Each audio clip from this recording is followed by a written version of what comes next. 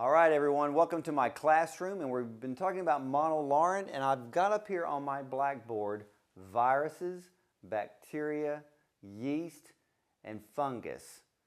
All of these things can be covered by taking the nutrient monolaurin. This is literally an antiviral, antibacterial, anti-yeast, antifungal. So many of you always ask me, what does monolaurin do? Well, I call it, it's the big four killer.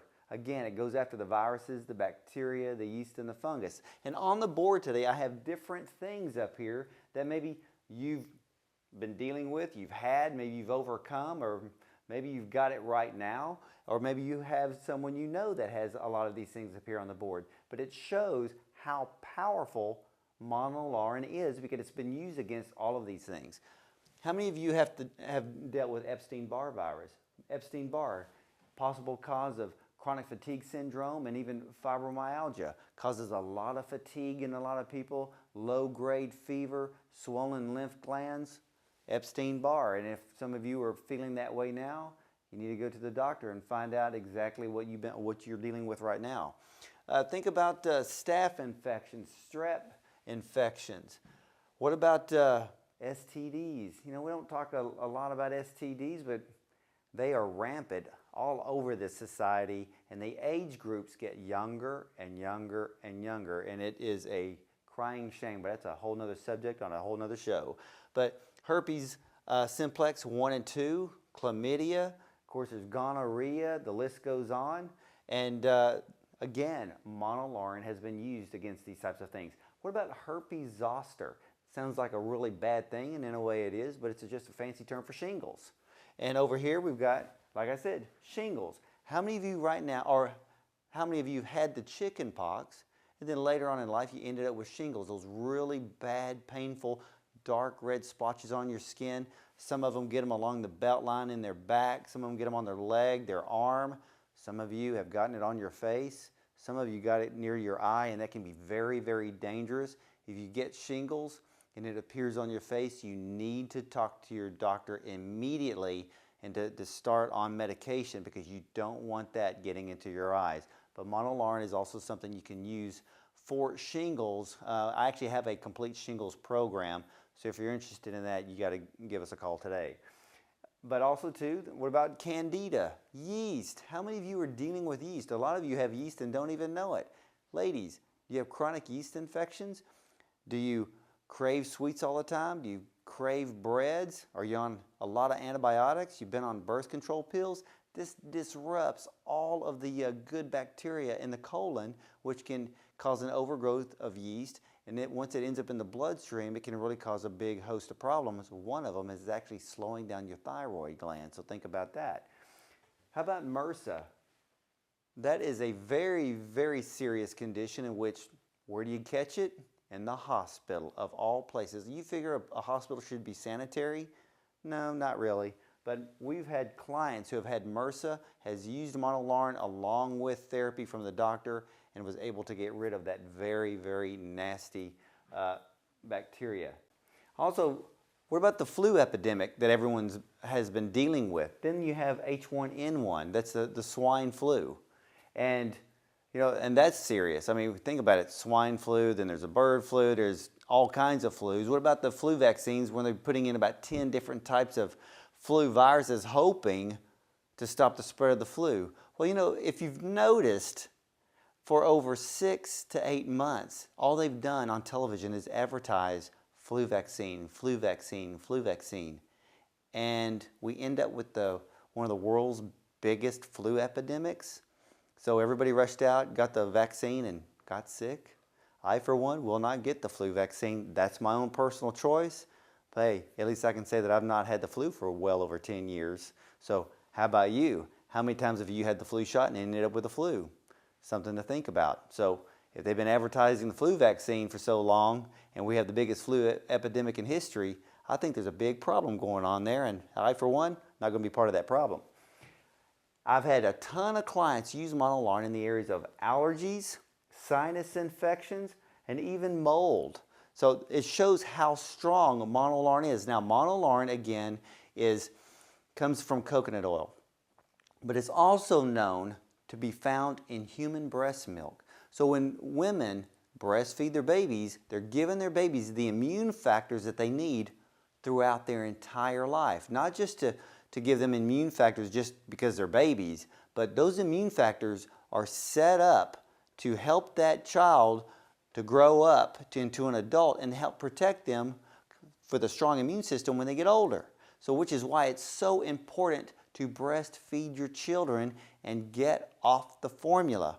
So this is one reason why this is so very important, because literally the lauric acid, the monolaurin, is found in human breast milk. Now, monolaurin at Nutritional Living is actually derived from coconut. Very pure, very potent, again, as an antiviral, antibacterial, anti-yeast, antifungal. But I want to show you something. As I explained in today's episode, that monolaurin helps to break down that outer covering of all of these bad guys. So when you have monolaurin coming in, you're actually destroying this outer layer. And we have to destroy the outer layer. This is what they call it, a protective protein coating around these bad guys. And only monolaurin can destroy it.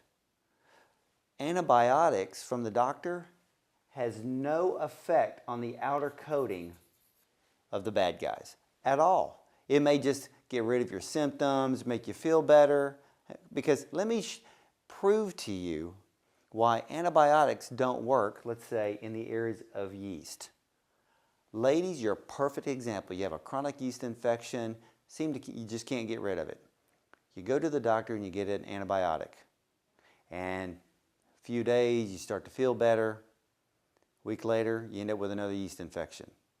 That is proof that antibiotics do not destroy the yeast, but actually create an environment for yeast to continue to grow. So think about that. If it's not destroying the yeast, it's just causing a vicious circle, a vicious cycle that never ends. So antibiotics are not the remedy for getting rid of yeast. Now some of you, you're well beyond chronic yeast infections, vaginal yeast infections. You got it going through your veins. It's affecting all the organs in your body.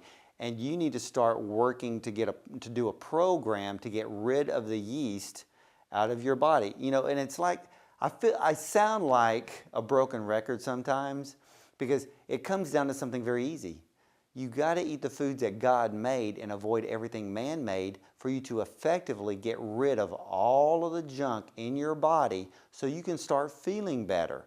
And I have so many people, I won't be on my little soapbox at this point. I have so many people that call me up, and the biggest fear of going through an anti-yeast or antifungal program is, oh, I don't know if I can handle the die-off. Handle the die-off? What's the big deal about the die-off? I mean, stop being a wuss. Okay, I'm going to just tell it like it is. You know, you got to suck it up, do a program, get rid of that junk out of your body before you get so far gone that you can't even get it to reverse. You got to eat naturally. Stop eating refined carbohydrates and sugars and breads and all sorts of horrible things. Okay?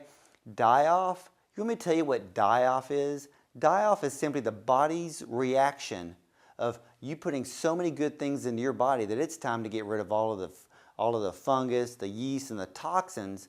And sometimes it'll dump that stuff out all at one time. Sure, what does die-off feel like? It may feel like you have the flu for 3 to 7 days, depending on how bad you are. But when does die-off happen?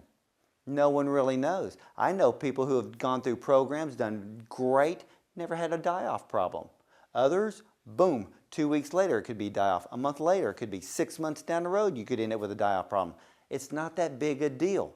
But when you go through that, don't be running to the doctor, get an antibiotic and say, oh gee, I think I got the flu. Die-off for some people can feel like the flu.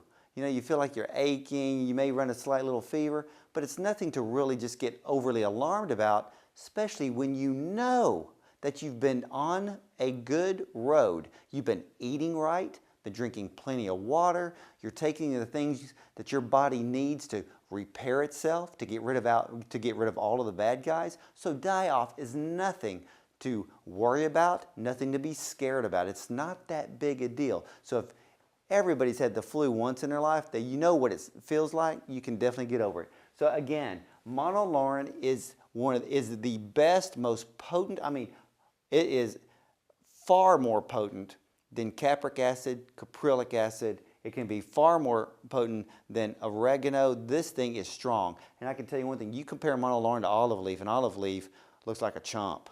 Seriously, in its action and the way that it works in the human body. This is the real deal.